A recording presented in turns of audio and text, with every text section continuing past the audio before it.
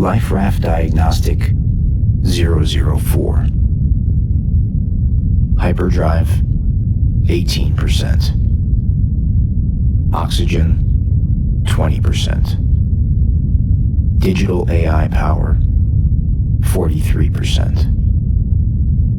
My mood anxious, purposeless, both exhausted and crawling out of my skin at the same time. In roughly 1 month, this short-term hyperdrive will die, leaving me 2 to 3 days of oxygen before I meet my own maker.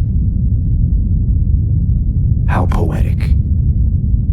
The thought of my desperate beating heart outlasting a nuclear flame twice its size. And for what? So that I will die in darkness, curled in a ball as the temperature slowly drops, regulating my breathing for one final stretch in the world of the living.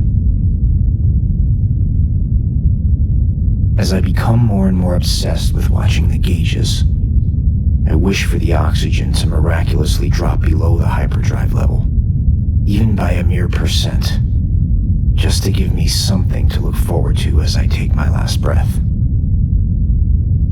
To die in a lit room, in a warm room, in what has now become my home.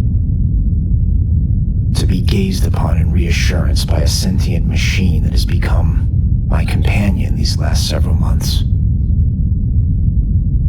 But no matter how much I wish for this,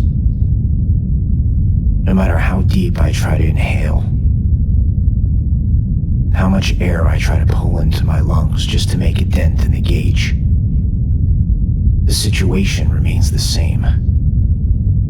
This raft will run out of juice before I do. But I must stay focused, maintain the routine. It's this, or I might as well be dead already.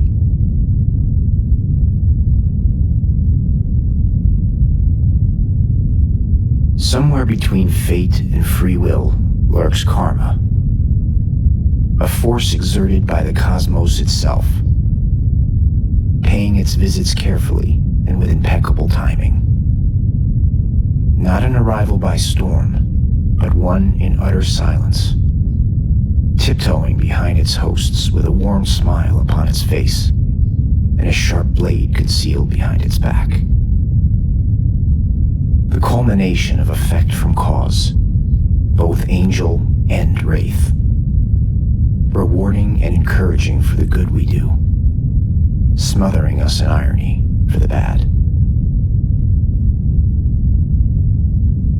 In the academy, becoming a pilot meant learning how to operate a vessel.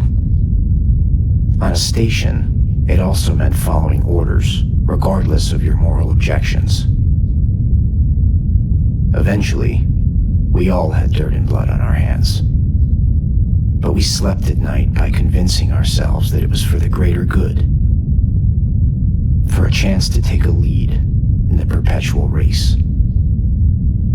Looking back meant slowing down, and that was a risk we would never take. But for me, I knew it was just a matter of time before karma would return the favor. So here I sit, smothered in irony, recalling the names and faces of those whom I've cast into darkness, and yet somehow thankful that I still have time. Time to be found.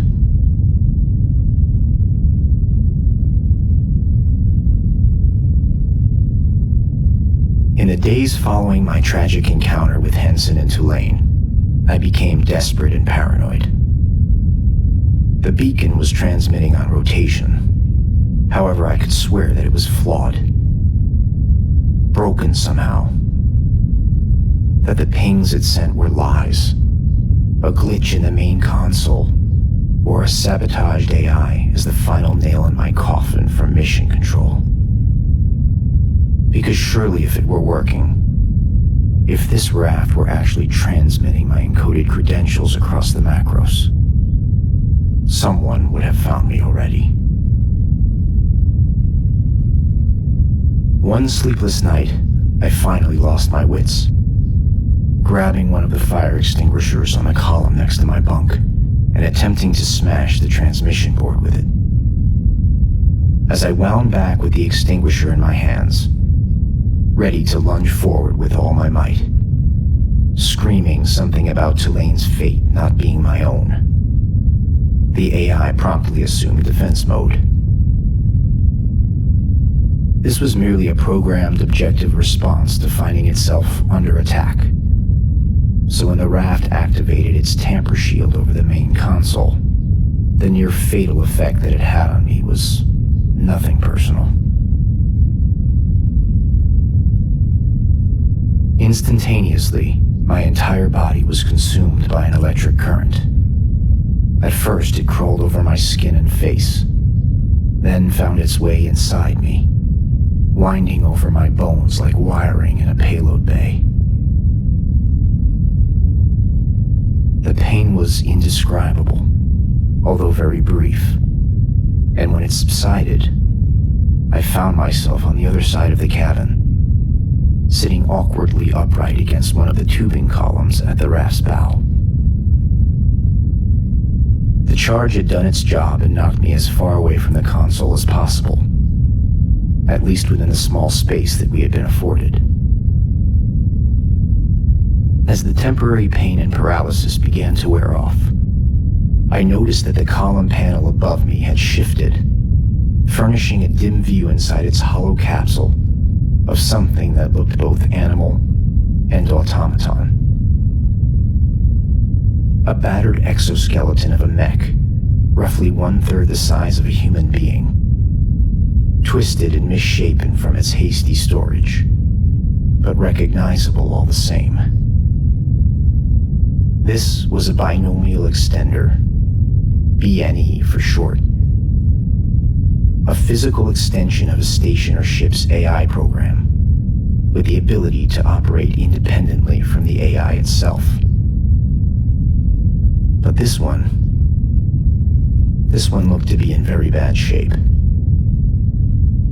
Perhaps terribly neglected, worn down and out, abused by the hostile environments that it likely traversed in order to serve its master and support its passengers.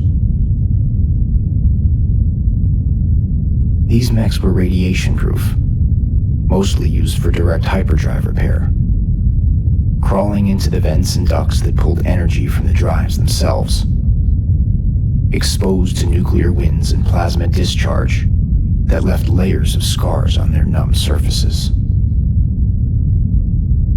Because of the low-profile passages that they were needed to infiltrate, the binomial extenders were quadrupeds, able to shift into an upright stance, but generally crawling on all fours. Their bodies were a combination of armored wires and pistons, and their visages were small monitors that were used to display data as a way of communicating.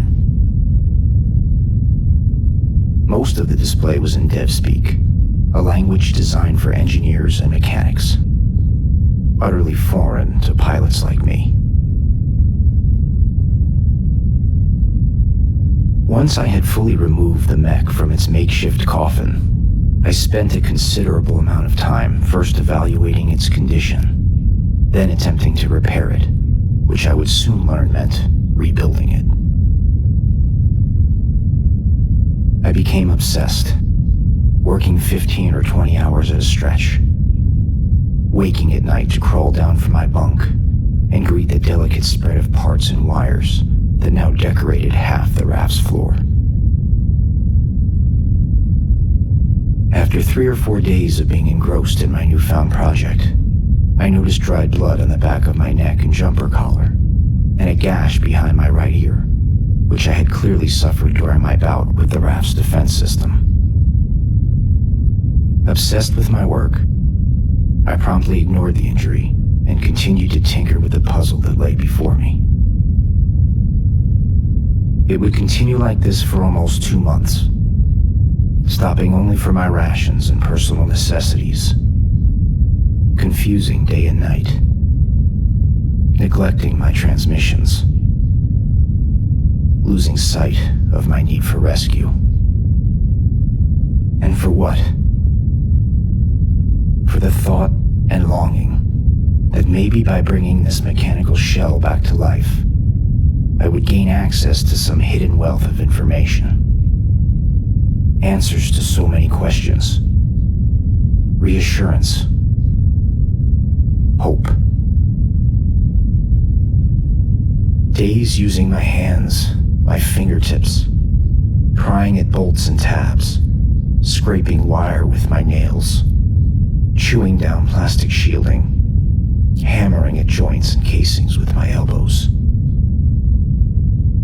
Nights propped upright in my bunk, squinting at minuscule part inscriptions and board stamps, assembling small pieces on my lap like the models we built in the academy, frantically jotting down notes on the ceiling above me as if it were a smartboard. I would come to realize that various steps were made easier in lower gravity, and so on occasion I would ask the raft to slow its gravity generator, allowing me to float freely around the reconstructed mech for fine-tuning and wiring checks. When I could no longer move my swollen hands or see straight out of my bloodshot eyes, I would find sleep-inducing solace in my view of the stars, and from the low grumble of the raft's declining hyperdrive.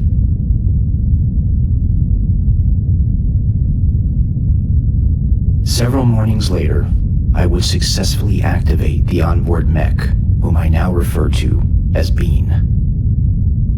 Station engineers have been known to christen their dock mechs with creative nicknames. Given my state of mind, creativity was a stranger now. But the legible inscription on the chest plate seemed to tell me her name already. It read, BNE, Mark IV, property of Station April.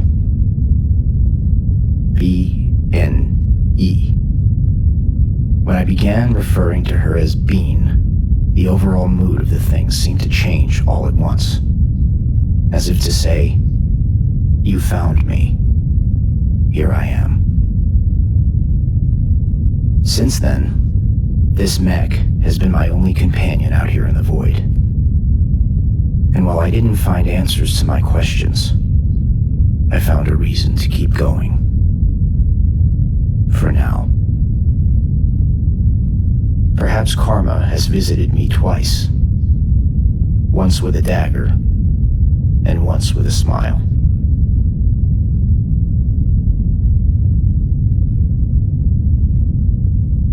This is my chronicle for anyone out there receiving this transmission.